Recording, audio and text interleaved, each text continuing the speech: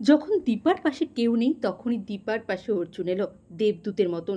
কিন্তু অর্জুনের সাহায্য কি নেবে দীপা? হ্যাঁ বন্ধুরা, দীপা এতটা অসহায় হয়তো এর আগে কোনোদিনও বোধ করেনি। কারণ এরকম অচেনা শহরে একা সে এর আগে তো কোনোদিনও আসেনি। দীপা ভাবলো আমার এখানে আসাটাই ভুল হয়েছে, চার দেয়ালের মধ্যেই আমি ঠিক ছিলাম। কেন যে আমি আসতে গেলাম কে জানে। বারবার লোকগুলোর কাছে দীপা ঠকে গেল। প্রথমে ট্যাক্সি ড্রাইভার, তারপরে ওই লোকগুলো। দীপা সব মিলিয়ে যেন শেষ হতে বসলো।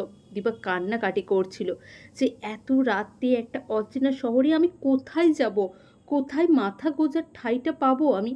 ঠিক তখনই তখনই দেবদূতের মতন অর্জুন এসে হাজির হলো দীপার সামনে। দীপা হয়তো এটা ভাবেইনি যে এইভাবে অর্জুন তাকে সে সেখানে খুঁজে পাবে। প্রথমে তো দীপার বিশ্বাসই হচ্ছিল না।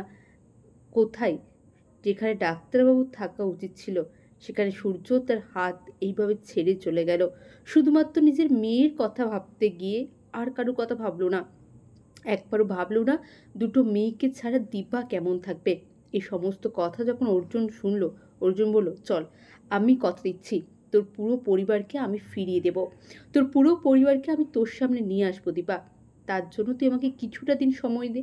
কিন্তু দীপা বলল, না অর্জুনদা, আমি কারো সাহায্য নিয়ে আর বাঁচতে পারবো না। এই শহরে আমি এসেছি নিজের পরিচয় বাড়ানোর জন্য, সেটা আমি একাই করতে চাই। ওদিকে সূর্য, সূর্য নিজের মেয়েকে নিয়ে এত ব্যস্ত যে তার কোনো কিছুরই কোনো খেয়াল নেই। তার একবার এটাও মনে হয়নি যে দীপা কেমন আছে সেটা জানতে। দীপা কোথায় আছে সবাইকে ছেড়ে। ওদিকে চোখের সামনে দীপাকে দেখতে পেল সূর্য, তাও বুঝতে পারলো না ওটা দীপা। মানে সূর্যের ভালোবাসা কতটা ফিকাশে হয়ে গেছে সেটা হয়তো আপনারাই বুঝতে পারছেন।